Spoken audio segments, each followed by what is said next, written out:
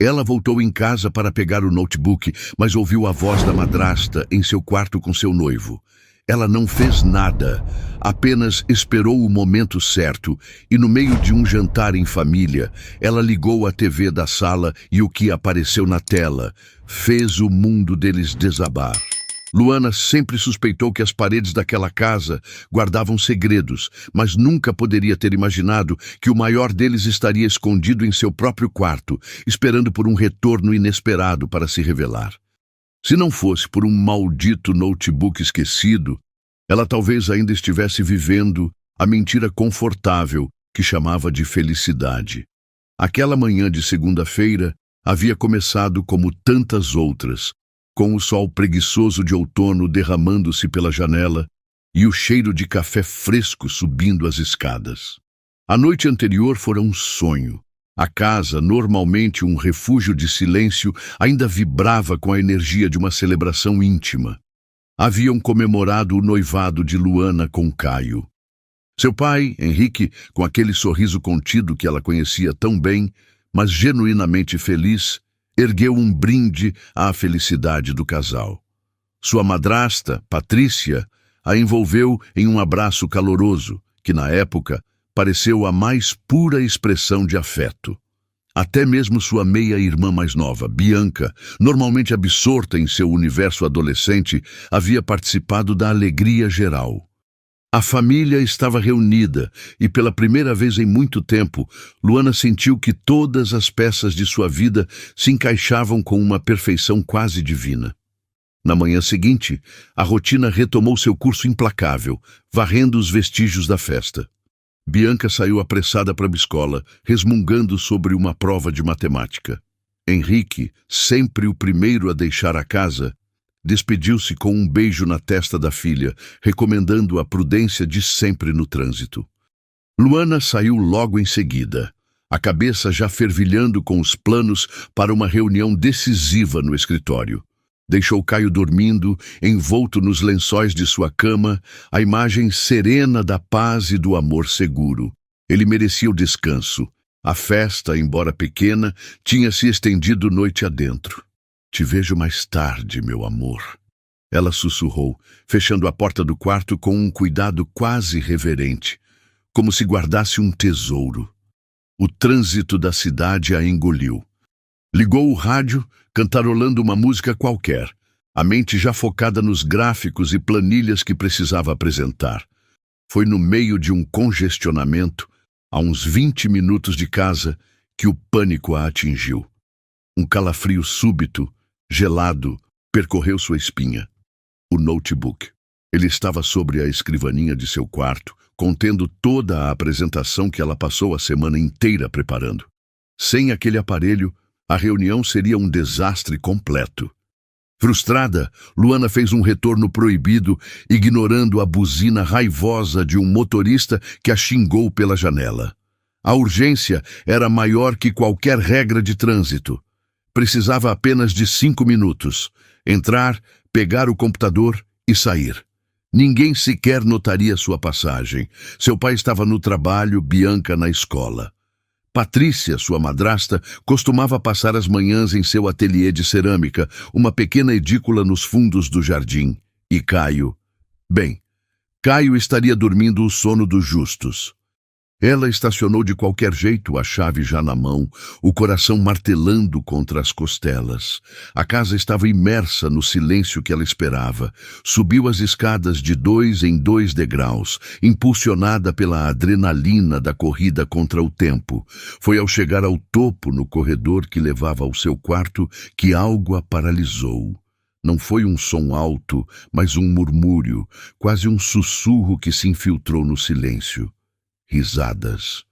Abafadas, íntimas, vazando por debaixo da porta que ela havia fechado com tanto carinho menos de 1 hora antes. Seu primeiro pensamento foi de confusão. Caio teria acordado e ligado a televisão? Mas o som era diferente. Era inconfundivelmente humano. Uma das vozes ela reconheceu no mesmo instante. Era a dele, a voz aveludada que lhe prometera o mundo na noite anterior. Mas havia outra. Uma risada feminina, baixa e rouca, que fez cada pelo de seu corpo se arrepiar em um alerta primitivo. Não podia ser. Sua mente se recusava a processar a identidade daquela voz. Era Patrícia. O que a madrasta estaria fazendo em seu quarto? Com seu noivo? O ar ao redor pareceu ficar denso, pesado, difícil de respirar. Seus pés, antes tão apressados, agora pareciam pregados ao chão de madeira. A reação lógica seria bater na porta, confrontar a situação, exigir uma explicação para aquela cena bizarra. Mas uma força invisível, uma mistura doentia de medo e uma curiosidade mórbida, a compeliu a fazer o oposto. Prendeu a respiração e encostou-se na parede fria ao lado da porta, transformando-se em uma sombra furtiva em sua própria casa. Precisava ouvir. Precisava desesperadamente entender o que estava acontecendo naquele santuário que ela chamava de quarto. E foi ali, naquele corredor silencioso, que o chão do mundo de Luana começou a ruir, palavra por palavra, risada por risada. O ar no corredor tornou-se rarefeito, cada molécula carregada com o veneno da traição que começava a se infiltrar pelos seus poros. Luana permaneceu imóvel, uma estátua de sal petrificada pela revelação. O som do próprio sangue pulsando em seus ouvidos, quase tão alto quanto as vozes que vinham do quarto. A porta de madeira, antes um símbolo de privacidade e segurança, agora era uma barreira frágil que a separava de uma verdade monstruosa. Cada segundo que passava ali, escutando, era um golpe de cinzel em sua alma, esculpindo uma dor que ela jamais imaginara ser possível. Ela nem lembrava mais do trabalho que a esperava. "Você é inacreditável", disse a voz de Caio, entrecortada por uma risada cúmplice. Era uma risada que Luana conhecia bem, mas que agora soava distorcida, grotesca.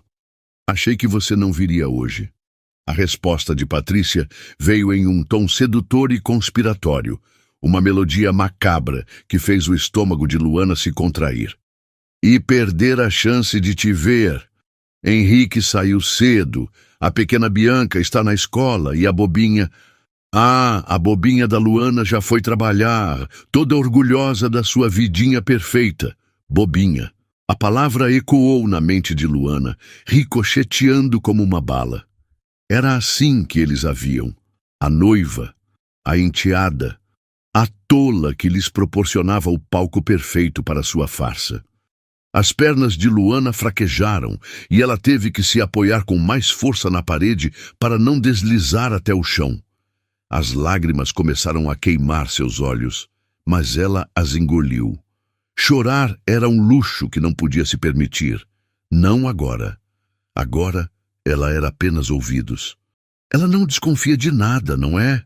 continuou Patrícia, e Luana pôde quase visualizar o sorriso presunçoso em seus lábios. "Às vezes eu quase sinto pena. Ela te olha com uma adoração. É patético, mas é necessário. Pelo menos por enquanto. Pena, eu não sinto nada." A voz de Caio era fria, desprovida de qualquer traço do homem carinhoso que a abraçou na noite anterior. "Ela é a ponte, Patrícia, a ponte para tudo o que queremos. O pai dela a adora, e é o dinheiro dele que nos interessa." O ar escapou dos pulmões de Luana em um silvo mudo. Não era apenas uma traição carnal. Era um golpe, frio, calculado, metódico. Eles não estavam apenas traindo sua confiança. Estavam planejando destruir sua família, roubar o patrimônio que seu pai construiu com uma vida inteira de trabalho. "Falando nisso", disse Patrícia, a voz agora mais séria, "ele está quase no ponto. Tenho falado sobre como ando preocupada com a saúde dele, sobre como seria mais seguro se os bens estivessem em meu nome, para evitar problemas com inventário, caso algo aconteça. Joguei a isca de uns problemas jurídicos antigos que poderiam ressurgir. Ele é um homem inteligente, mas o luto o deixou vulnerável, e ele confia em mim." "E quando ele transferir?" perguntou Caio, a ganância vibrando em sua voz. Quando ele transferir, meu amor, nós esperamos um pouco, deixamos a poeira baixar e então nós desaparecemos. Uma viagem longa, só nós dois. Deixamos a bobinha e o pai dela para juntarem os cacos. O som de um beijo estalado, seguido de mais risadas, foi a sentença final. Naquele instante, algo dentro de Luana se quebrou de forma definitiva. A jovem sonhadora que havia descido aquelas escadas naquela manhã morreu ali, no corredor escuro. Em seu lugar, uma mulher gélida e ferida começava a se erguer das cinzas. O choque inicial, paralisante, deu lugar a uma clareza cortante, uma fúria silenciosa que queimava mais intensamente do que qualquer paixão que já sentira. Ela não podia entrar naquele quarto, não podia confrontá-los. Eles negariam, a chamariam de louca, de ciumenta. Patrícia se faria de vítima, a madrasta ofendida. Caio a acusaria de inventar histórias. Sem provas, ela seria a vilã. A palavra dela contra a deles. E ela sabia, com uma certeza terrível, em quem seu pai acreditaria inicialmente. Ele amava Patrícia. Ele via em Caio o futuro feliz de sua única filha. Com um controle que ela não sabia possuir, Luana recuou. Seus movimentos eram lentos, deliberados, como os de um animal ferido, se afastando de uma armadilha. Cada passo para trás era uma vitória sobre o impulso de gritar, de esmurrar a porta. Desceu as escadas com o mesmo silêncio com que subira. Mas agora, o silêncio não era de pressa, mas de propósito. Ao chegar à porta da frente, ela parou por um instante, a mão na maçaneta. Olhou para a sala de estar, para o porta-retrato na estante onde ela, o pai, Patrícia e Bianca sorriam para a câmera em uma viagem de férias. Uma mentira emoldurada, uma farsa de felicidade. Com o maxilar travado, ela abriu a porta e saiu para a luz do dia, que agora parecia ofuscante e hostil. Dentro do carro, o mundo exterior desapareceu. Ela não via os outros carros, não ouvia as buzinas, não atendia o telefonema do seu chefe esperando ela para a reunião. A única coisa que existia era a dor lancinante em seu peito e as vozes deles ecoando em sua cabeça.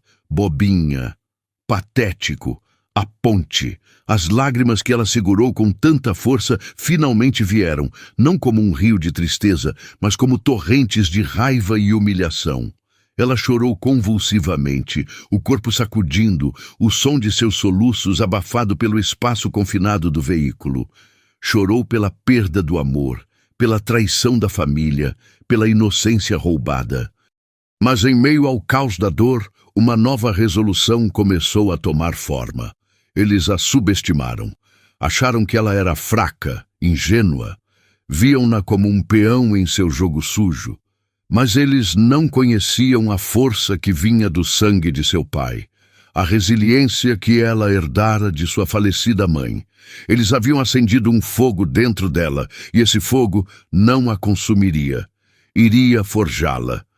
O choro cessou. Luana enxugou o rosto com as costas da mão, o olhar fixo no horizonte. O choque se transformava em estratégia. A dor em combustível.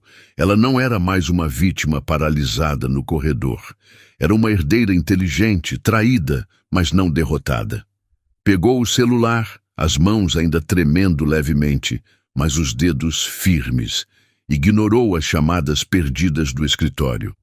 Abriu o navegador e digitou as palavras que selariam o destino de seus traidores. Advogada, direito de família, fraude familiar. O primeiro nome que apareceu foi o de Mariana Campos, uma advogada renomada, conhecida por sua abordagem implacável em casos de golpes emocionais e patrimoniais. Havia artigos sobre ela, descrevendo-a como uma defensora feroz dos enganados. Era exatamente de quem Luana precisava. Não de uma conselheira, mas de uma general para a guerra que estava prestes a começar. Ela ligou para o número do escritório. A voz do outro lado da linha era profissional e calma.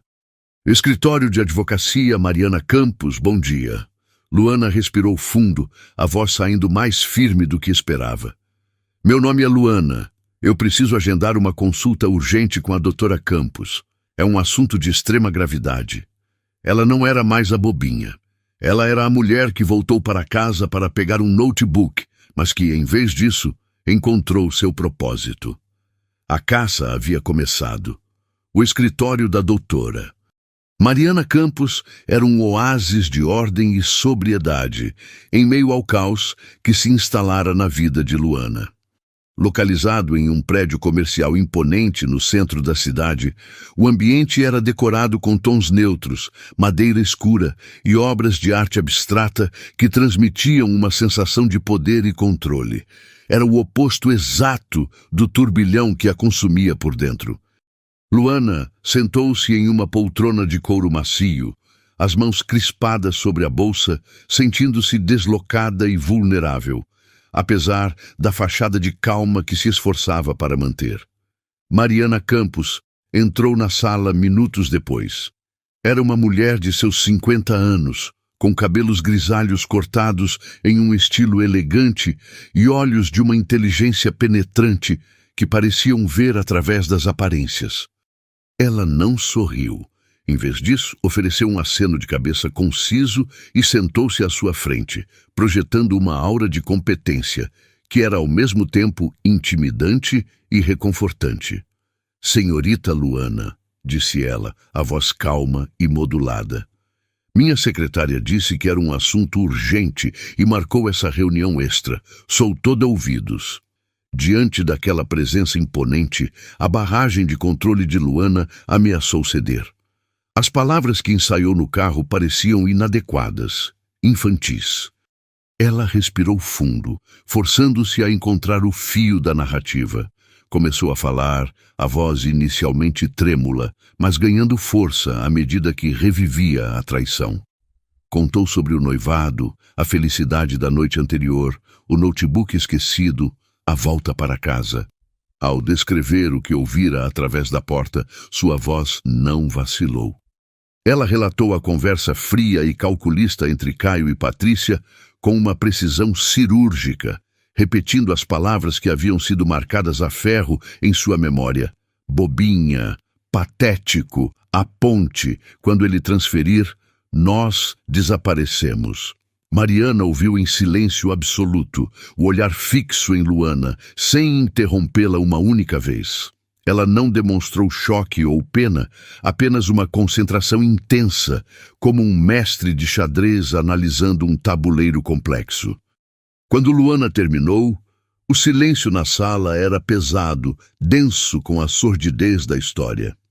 Entendo, disse Mariana finalmente, inclinando-se ligeiramente para a frente. O que você descreve não é apenas uma traição afetiva. É a arquitetura de um golpe patrimonial, usando o que chamamos de fraude emocional como ferramenta. Eles exploraram sua confiança e o amor de seu pai para criar o cenário perfeito para o crime. Ela fez uma pausa, seus olhos avaliando a jovem à sua frente. Você agiu corretamente ao não confrontá-los. Teria sido a sua palavra contra a deles, e em batalhas familiares, a verdade raramente vence sem provas concretas. Eles se fariam de vítimas e você, a noiva ciumenta e desequilibrada. Ouvir sua intuição validada por uma especialista trouxe a Luana um pingo de alívio. O que eu faço agora? Perguntou ela, a voz carregada com o peso daquela questão. Meu pai, ele precisa saber. Mas como eu conto a ele, ele ama Patrícia. Ele confia em Caio. Isso vai destruí-lo. A verdade, por mais dolorosa que seja, é um remédio que precisa ser administrado com cuidado. Mas precisa ser administrado, aconselhou Mariana. Seu pai é a vítima principal do plano financeiro. Ele precisa ser seu aliado, não um obstáculo. Mas você não pode chegar até ele apenas com uma história. Você precisa chegar com uma estratégia. A advogada levantou-se e caminhou até a janela, olhando para a cidade abaixo. Seu pai é um homem de negócios, correto? Construiu um patrimônio. Homens assim entendem de lógica, de fatos. A dor nos olhos da filha o abalará, mas a dúvida plantada por uma mulher manipuladora pode ser poderosa. Você precisa falar com ele, sim, hoje, mas precisa abordá-lo com calma e sabedoria, não como uma filha em prantos, mas como uma parceira preocupada. Mariana virou-se, o olhar novamente cravado em Luana. Vá até ele. Conte exatamente o que ouviu. Não exagere, não interprete. Apenas os fatos. Observe a reação dele. Ele pode ficar cético, pode até ficar com raiva de você por fazer tal acusação. É uma defesa natural, mas você plantará a semente da dúvida. Mencione os detalhes, os planos sobre a transferência de bens, a desculpa da doença. Isso pode ressoar com conversas que Patrícia já teve com ele. A ideia de enfrentar o pai era quase tão aterrorizante quanto a própria traição. Henrique era seu porto seguro, seu herói. Apresentar-lhe uma verdade que o faria sofrer parecia uma crueldade, mas Mariana estava certa. Era necessário. Naquela noite, Luana encontrou o pai no escritório de casa, revisando alguns papéis. A casa estava silenciosa. Patrícia havia saído para um jantar com amigas, uma coincidência que Luana agradeceu aos céus. Caio havia ligado mais cedo, a voz cheia da falsa preocupação de sempre. Amor, você sumiu o dia todo. Fiquei preocupado. Está tudo bem? Cada palavra dele era como ácido em seus ouvidos. Ela inventou uma desculpa sobre uma crise no trabalho, a voz soando estranhamente calma. Pai, ela disse da porta. Henrique levantou os olhos, um sorriso cansado no rosto. Oi, filha. Dia difícil? Precisamos conversar, ela disse, a seriedade em seu tom fazendo-o pousar a caneta e encará-la com atenção. Ela entrou e sentou-se na cadeira em frente a ele. O mesmo lugar onde, quando criança, mostrava seus boletins escolares. Contou tudo. A voz firme, as mãos entrelaçadas no colo para esconder o tremor. Ela viu a progressão de emoções no rosto do pai. A confusão inicial, a incredulidade, a irritação que ela tanto temia. Luana, isso é uma acusação muito séria, disse ele balançando a cabeça. Patrícia, Caio, eles não fariam isso. Deve haver um engano. Você deve ter ouvido mal. Eu ouvi o que eu ouvi, pai, ela insistiu, a voz embargada pela primeira vez. Eles me chamaram de bobinha. Falaram sobre convencê-lo a transferir os bens, usando uma doença como desculpa. Ela já falou com você sobre isso, não falou? Henrique ficou em silêncio. Seu olhar perdeu o foco por um momento. Luana viu a engrenagem girando em sua mente, a lembrança de conversas recentes vindo à tona. Ele se lembrou de Patrícia mencionando de passagem sua pressão alta, de como seria prudente organizar as coisas. Lembrou-se de comentários estranhos dela sobre a solidez de seus investimentos. Na época, pareceram preocupações de uma esposa dedicada. Agora, sob a luz da acusação de Luana, adquiriam um brilho sinistro. A raiva defensiva no rosto dele começou a se dissipar, substituída por uma sombra de dúvida e dor. Ele olhou para a filha, para a angústia genuína em seus olhos, a mesma angústia que ele viu quando a mãe dela faleceu. Aquilo não era ciúme. Aquilo era sofrimento real. Eles podem negar tudo, disse ele, a voz rouca. Será a palavra deles contra a sua. Eles vão virar o jogo contra você. Eu sei, respondeu Luana, sentindo um fio de esperança. Ele não a descartou. Ele estava começando a ver. É por isso que procurei uma advogada hoje, a doutora Mariana Campos. Ela disse que precisamos de provas concretas. E ela sugeriu um plano. A menção da advogada pareceu solidificar a situação para Henrique. Aquilo não era mais um drama familiar. Era um campo de batalha legal. A mentalidade de homem de negócios assumiu o controle, sobrepondo-se à do marido traído e do pai ferido. Um plano? Ele perguntou, o interesse aguçado. Uma armadilha, corrigiu Luana, a palavra soando fria e dura em seus lábios. Mariana disse que a ganância os torna previsíveis. Se eles acham que o plano está funcionando, eles ficarão descuidados. Pai, nós vamos dar a eles o que eles querem. Ou melhor, vamos fazê-los pensar que estão conseguindo. Naquele momento, no silêncio do escritório, a dinâmica entre pai e filha mudou para sempre. Eles não eram mais apenas família, eram aliados, unidos por uma traição devastadora, mas determinados a lutar juntos. O plano começaria a ser traçado ali, uma teia complexa de enganos e vigilância, com o objetivo de expor a verdade e proteger o que era deles. A dor ainda estava lá, uma ferida aberta no coração de ambos, mas agora havia algo mais, um propósito sombrio. E Caçada não era mais apenas de Luana, agora era da família. Os dias que se seguiram foram um exercício de autocontrole brutal para Luana e para Henrique. Cada momento dentro daquela casa era uma performance. Luana precisava sorrir para Patrícia, aceitar seus abraços fingidos e ouvir seus conselhos sobre os preparativos do casamento, tudo isso enquanto a imagem da madrasta nos braços de seu noivo queimava em sua mente. O mais difícil, contudo, era interagir com Caio.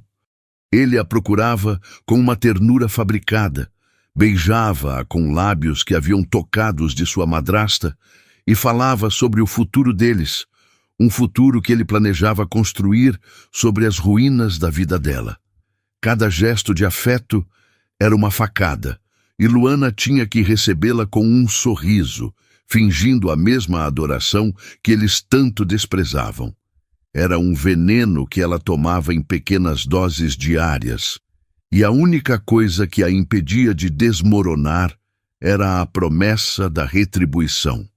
Enquanto Luana desempenhava o papel de sua vida, Henrique e Mariana Campos trabalhavam nos bastidores, montando a arquitetura da armadilha. A estratégia era brilhante em sua simplicidade e crueldade. Eles iriam acelerar o plano dos golpistas, fazendo-os acreditar que a vitória estava ao alcance das mãos. A ganância, como previra a advogada, seria o catalisador de seus erros. O primeiro movimento foi de Henrique. Em um jantar, algumas noites depois da revelação, ele suspirou pesadamente, a mão no peito, fingindo uma pontada de dor. Patrícia correu para o seu lado, o rosto uma máscara de preocupação perfeitamente ensaiada. Henrique, o que foi? Você está pálido. Ele a dispensou com um gesto, dizendo que era apenas cansaço, mas a semente estava plantada. Nos dias seguintes, ele começou a agir como um homem que sente o peso da própria mortalidade. Deixava documentos de apólices de seguro sobre a mesa, fazia perguntas vagas sobre testamentos e, finalmente, em uma conversa cuidadosamente orquestrada, disse a Patrícia: "Você tem razão, meu amor. Tenho pensado no que você disse. Talvez seja hora de organizar as coisas, de proteger você e as meninas. Aquela sua ideia de transferir alguns dos ativos para o seu nome, acho que é a coisa mais prudente a se fazer." Os olhos de Patrícia brilharam com um triunfo mal disfarçado, que ela rapidamente encobriu com uma expressão de terna gratidão. "Oh, Henrique, eu só quero o seu bem, que você tenha paz de espírito." A engrenagem da armadilha começava a girar. Patrícia, exultante e cega pela cobiça, tornou-se descuidada. Suas conversas com Caio, antes sussurradas em encontros secretos, tornaram-se mais frequentes e audaciosas, e era exatamente com isso que Luana e Henrique contavam. Sob a orientação de Mariana, um especialista em segurança foi contratado. Em uma tarde em que a casa estava vazia, ele instalou discretamente microfones e câmeras em miniatura no quarto de Luana. Os dispositivos eram de última geração, praticamente indetectáveis, escondidos em objetos do cotidiano. Um detector de fumaça, um carregador de celular na tomada, o pequeno relógio digital ao lado da cama. O santuário de Luana, o palco da traição, estava agora transformado em um estúdio de gravação, pronto para capturar a verdade em alta definição. Vê-los profanar seu espaço mais uma vez seria torturante, mas era o preço da prova definitiva. Com o sistema de vigilância ativo, a fase final do plano foi posta em prática. Eles precisavam recriar as condições exatas do dia em que Luana descobriu tudo. A desculpa foi um novo jantar em família, um pretexto para reaproximar todos, após a recente preocupação com a saúde de Henrique. Caio, obviamente, foi um convidado de honra. Durante o jantar, ele segurou a mão de Luana por baixo da mesa, enquanto trocava olhares significativos com Patrícia por cima dela. A hipocrisia era tão densa que podia ser cortada com uma faca. Luana se perguntava como ela não tinha percebido nada antes. Na manhã seguinte, o roteiro se repetiu como um eco macabro do passado. Bianca saiu para a escola. Henrique despediu-se da esposa com um beijo, prometendo ligar para o advogado e iniciar os papéis da transferência. Luana, por sua vez, anunciou que tinha um dia cheio de reuniões externas. Antes de sair com a bolsa no ombro, ela deu um beijo em Caio, que estava dormindo, e deu uma última olhada em seu quarto. Com um clique discreto em seu celular, ativou a transmissão ao vivo da câmera escondida, uma pequena janela para o inferno que estava prestes a se desenrolar. A imagem era nítida, o som cristalino. O palco estava montado. Em vez de ir para o trabalho, Luana dirigiu diretamente para o escritório de Mariana Campos, onde seu pai já a esperava. O coração dela batia descompassado, uma mistura de ansiedade, medo e uma sede sombria de confirmação. No escritório da advogada, uma grande tela de monitor havia sido preparada. Com um aceno de Mariana, Luana conectou seu celular e a imagem de seu próprio quarto preencheu a tela. Os três sentaram-se em silêncio, observando o quarto vazio. Por longos minutos, nada aconteceu. A espera era agonizante. Então, a porta se abriu. Patrícia entrou, olhando para os lados do corredor antes de fechar a porta atrás de si. Ela estava segura da ausência de todos. Segundos depois, a porta do banheiro do quarto se abriu e Caio apareceu, já sem camisa, um sorriso vitorioso no rosto. No escritório de advocacia, o ar ficou pesado. Henrique prendeu a respiração, o rosto uma pedra de fúria contida. Luana sentiu as lágrimas subindo, mas as forçou para baixo, cravando as unhas na palma da mão. Na tela, Caio puxou Patrícia para um beijo longo e faminto. Eles riram. A intimidade entre eles era inegável e repulsiva. Ele acreditou em tudo, sussurrou Patrícia, passando as mãos pelo peito de Caio. O velho tolo está pronto para assinar os papéis. Ele realmente acha que estou preocupada por ele estar doente. E a noivinha? Zombou Caio. Já foi para o seu trabalho importante? Claro, toda dedicada. Mal sabe ela que o maior projeto da vida dela sou eu tomando tudo o que seria dela, respondeu Patrícia, e os dois caíram na gargalhada. Eles se jogaram na cama de Luana, a mesma cama onde ela dormia e sonhava com um futuro ao lado daquele homem. Fizeram planos, discutiram para onde iriam primeiro. A Itália, talvez as Maldivas. Zombaram da ingenuidade de Luana, do jeito como Henrique olhava para Patrícia com devoção. O clímax da crueldade veio da boca de Patrícia, que olhou diretamente para a câmera escondida no relógio digital, sem saber que estava falando para sua audiência. Em breve, meu amor, tudo isso aqui, ela disse, gesticulando para o quarto, para a casa, será apenas uma lembrança, e todo o dinheiro dele estará no meu nome, e aí a gente desaparece. Henrique assistia em silêncio absoluto, o rosto pálido, os nós dos dedos brancos de tanto apertar os braços da cadeira. Cada palavra era um martelo quebrando a imagem da mulher que ele amava. Ao seu lado, Luana finalmente deixou uma lágrima solitária escorrer.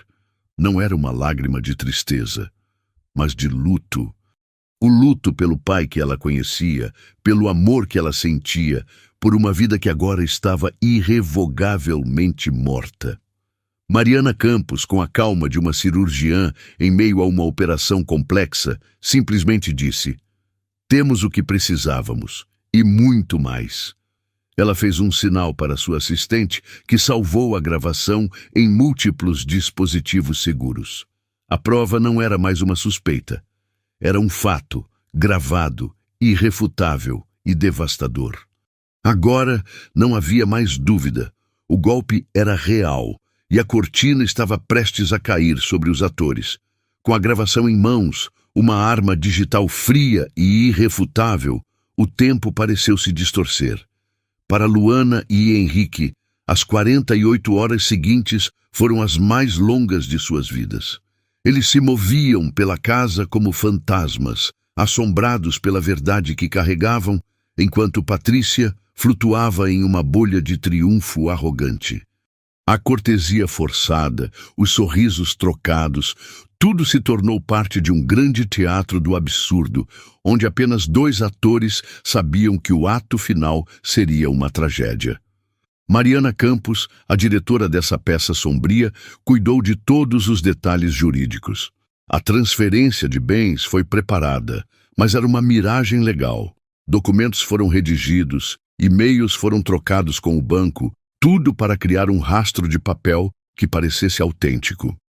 Patrícia, discretamente monitorando os e-mails de Henrique, uma invasão de privacidade que eles também descobriram, via o progresso e mal conseguia conter a euforia.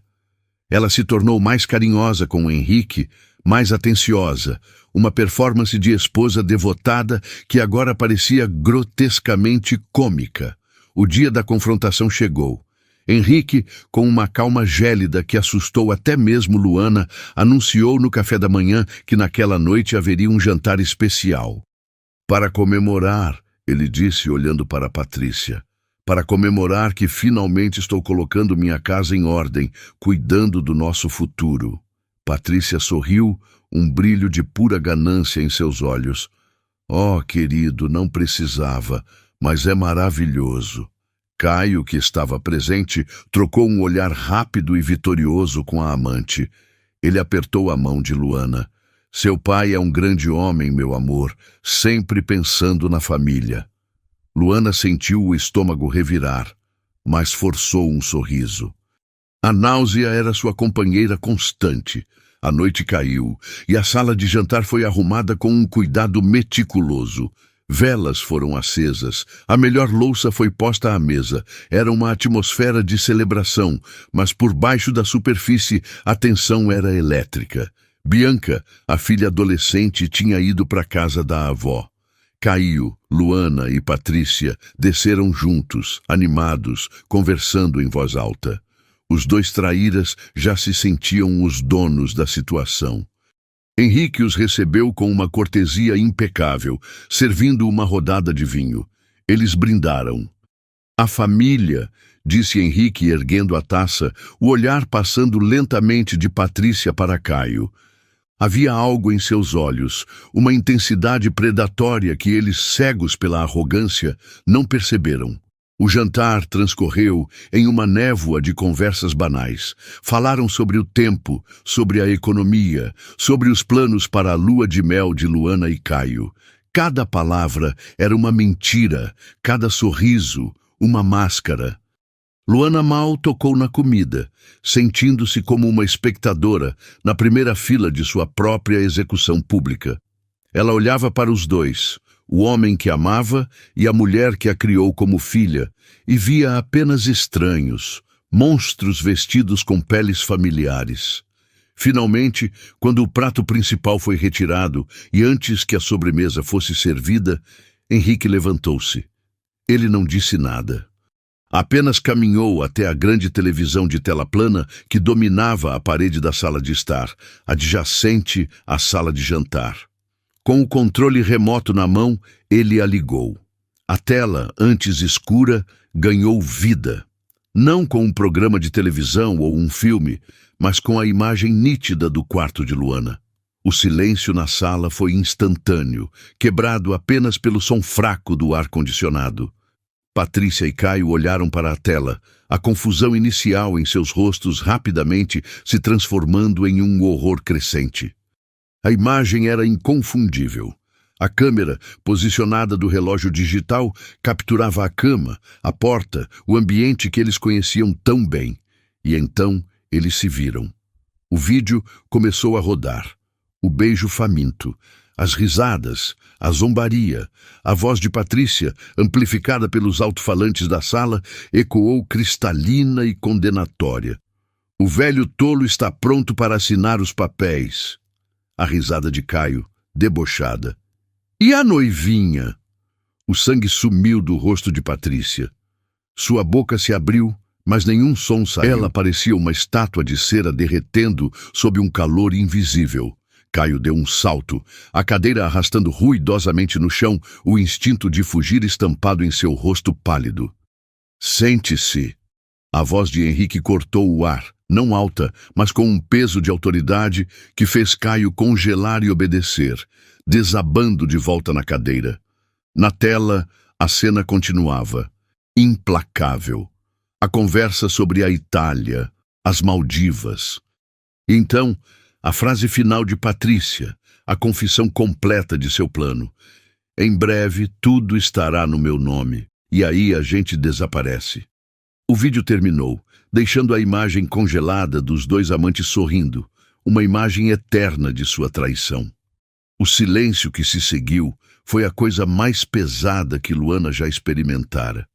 Era um silêncio feito de choque, de vergonha e da morte de todas as mentiras. Henrique virou-se lentamente, o rosto uma máscara de desprezo controlado. Ele olhou para Caio. Você entrou na minha casa, comeu na minha mesa, pediu a mão da minha filha. Você se fez de genro e tentou roubar tudo o que eu construí a vida inteira para deixar para ela. Então, ele se virou para Patrícia e, pela primeira vez, Luana viu a dor pura romper a fachada de fúria de seu pai. E você, ele disse, a voz quebrando por um instante. Você, que eu acolhi na minha vida, que eu amei. Você dormiu ao meu lado todas as noites enquanto planejava me destruir. Luana, que até então permanecera em silêncio, uma testemunha imóvel de sua própria vingança, finalmente encontrou a voz. Ela se levantou, os olhos fixos nos dois. E você, Patrícia, ela disse, a voz firme, cortante. Você me abraçou na noite do meu noivado, me chamou de filha, enquanto já dormia com o meu noivo. Foi a acusação direta, a conexão pessoal, que finalmente quebrou Patrícia. O desespero tomou conta de seu rosto. As lágrimas começaram a rolar, lágrimas não de remorso, mas de derrota. Henrique, eu posso explicar. Não é o que parece. Ela gaguejou, a voz um fiapo. Caio, por sua vez, tentou a negação. Isso é uma armação. Essa gravação é falsa. Luana, você não pode acreditar nisso. Mas era tarde demais. A evidência era esmagadora. A verdade, inegável. Fora, disse Henrique, a voz agora um trovão baixo e perigoso. Peguem suas coisas. Eu quero os dois fora da minha casa. Agora. Patrícia começou a soluçar histericamente. Caio permaneceu sentado, paralisado, como se não pudesse compreender a rapidez e a totalidade de sua queda. Agora! Rugiu Henrique, e o comando fez os dois pularem. O que se seguiu foi uma cena caótica e patética. Patrícia correndo escada acima, jogando roupas em uma mala. Caio, atordoado, sendo escoltado até a porta por um segurança particular que Mariana insistira que estivesse de prontidão do lado de fora. Quando Patrícia desceu, o rosto inchado e vermelho, ela tentou um último apelo. Henrique, por favor. Não há mais nada a ser dito, ele respondeu, virando-lhe as costas. Minha advogada entrará em contato com a sua. A propósito, a transferência que você tanto esperava era uma simulação. Você não tem direito a nada. A porta se fechou atrás deles, mergulhando a casa em um silêncio profundo e libertador. O teatro acabara. Luana olhou para o pai. Ele parecia ter envelhecido 10 anos em uma noite. Ela se aproximou e pela primeira vez em dias abraçou-o sem fingimento. Eles ficaram ali, no meio da sala de jantar em desordem, pai e filha, sobreviventes de uma guerra que nunca pediram para lutar. A justiça estava apenas começando, mas a batalha mais difícil, a da verdade, havia sido vencida. A poeira da explosão assentou, mas a casa nunca mais seria a mesma. O silêncio que se seguiu à partida de Caio e Patrícia não era de paz, mas de vazio. Era o silêncio de um campo de batalha após a retirada dos corpos, onde os sobreviventes caminham atordoados, avaliando a extensão da devastação. Para Luana e Henrique, a vitória tinha o gosto amargo das cinzas. Eles haviam exposto a verdade, mas a verdade deixou cicatrizes profundas e incuráveis. Nos dias seguintes, a máquina legal, fria e impessoal, começou a moer. Mariana Campos, com a eficiência de uma general em tempos de guerra, tomou a ofensiva. Caio foi sumariamente demitido da empresa de Henrique, não apenas por sua conduta pessoal, mas por quebra de confiança, um termo vago o suficiente para evitar um escândalo imediato, mas claro o bastante para destruir sua reputação no setor. Patrícia recebeu uma notificação formal de divórcio, juntamente com uma ordem de restrição que a impedia de se aproximar da casa ou de Henrique. A tal transferência, a cenoura que a levara à armadilha, foi revelada em toda a sua glória simulada. Ela não tinha direito a nada além do que o contrato pré-nupcial, que ela assinara distraidamente anos antes, lhe garantia, uma quantia modesta que era um insulto à sua ambição desmedida. Mas as consequências legais eram apenas o esqueleto da história. A carne, o sangue, o sofrimento estavam dentro daquelas paredes. Henrique mergulhou em um luto silencioso. Ele não chorava, não gritava. Apenas se movia pela casa como uma sombra, o olhar perdido, revivendo cada mentira, cada beijo, cada promessa de Patrícia, agora recontextualizados como atos de uma longa e cruel performance. Luana via a dor do pai e sentia seu próprio coração se partir novamente. A traição de Caio na feriu, mas ver a alma de seu pai sendo esmagada era uma agonia de outra ordem. A parte mais delicada foi contar a Bianca. A adolescente, que vivia em uma bolha de normalidade, foi apanhada no fogo cruzado de um conflito que não entendia. Henrique e Luana sentaram-se com ela, tentando explicar o inexplicável, que sua mãe havia ido embora, que o noivo de sua irmã não fazia mais parte de suas vidas. Omitiram os detalhes mais sórdidos, falando em diferenças irreconciliáveis e erros graves. Mas Bianca, com a intuição aguçada da juventude, sentiu a verdade sombria por baixo das palavras cuidadosamente escolhidas.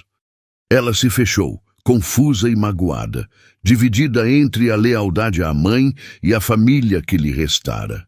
A casa, antes um lar, tornara-se um território de tristezas individuais.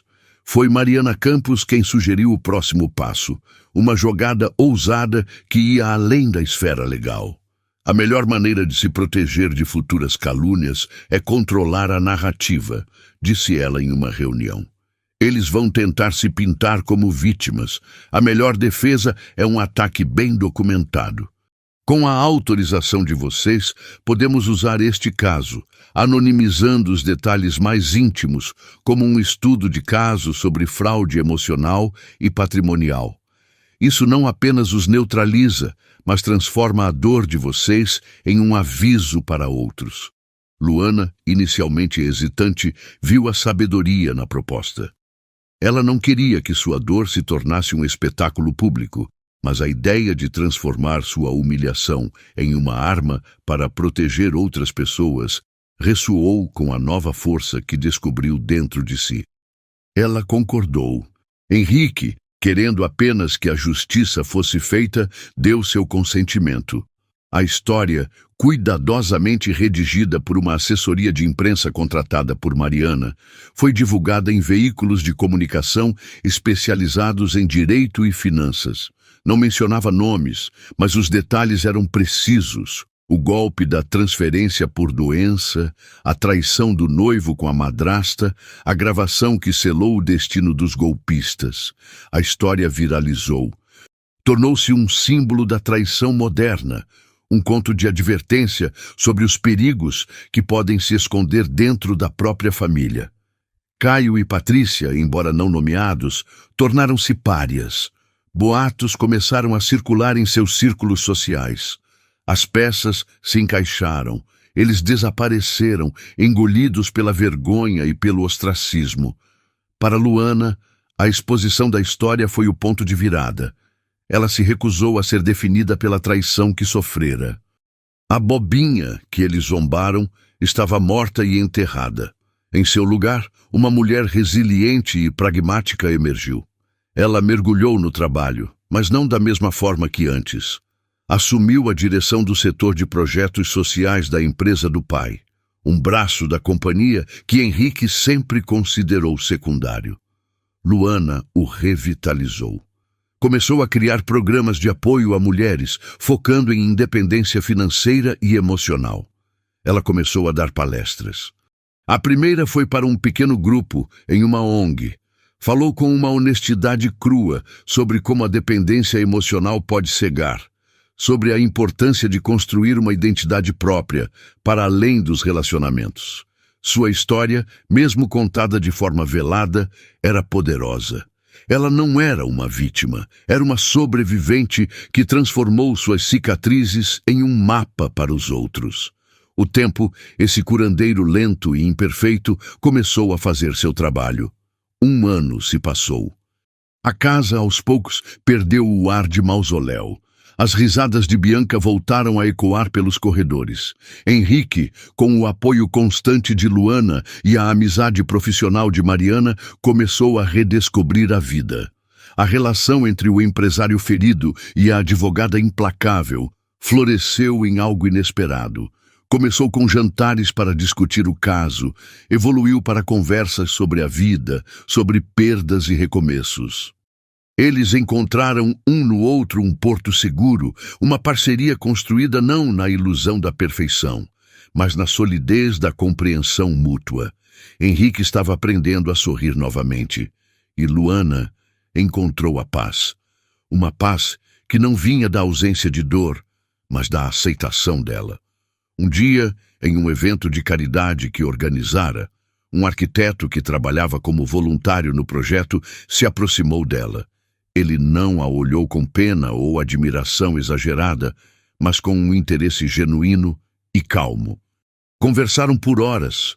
O amor, quando ressurgiu na vida dela, chegou sem alarde, sem promessas grandiosas, mas com a simplicidade da confiança e do respeito. Era um amor construído sobre a verdade, sem segredos, sem mentiras. Quanto a Caio e Patrícia, eles se tornaram fantasmas, figuras de boatos sussurrados. Alguém disse ter visto Caio dirigindo um carro de aplicativo, o rosto abatido, os olhos vazios. Outro jurou ter visto Patrícia vendendo cosméticos de porta em porta em uma cidade distante, uma sombra da mulher glamourosa que fora. Eles haviam desaparecido, não para uma vida de luxo nas Maldivas, mas para o exílio da mediocridade, assombrados não apenas pelo que perderam, mas pelo que se tornaram. Em uma tarde ensolarada de outono, exatamente 2 anos após o dia em que esquecera seu notebook, Luana estava no jardim de casa com seu pai, Mariana, Bianca e o novo amor de sua vida.